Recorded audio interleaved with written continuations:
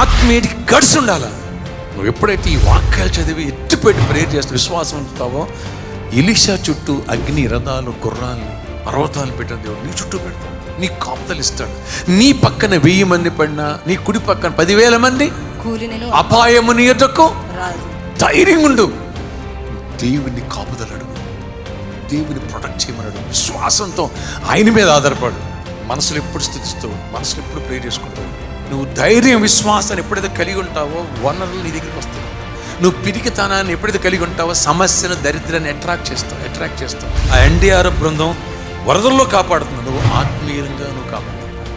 సమస్యల నుంచి విడిపించు. నీ కుటుంబాన్ని నువ్వు ఉంటే కొండంత అండగా ఉండాలి. నీ ప్రార్థన, నీ విశ్వాసం, నీ మాటలు, నీ ధైర్యం అలా ఉండాలి. ఎప్పుడైతే ఇది వచ్చిందా అన్న వినుడు, దరిద్రుడు ఐశ్వర్యంతో అయిపోతావు.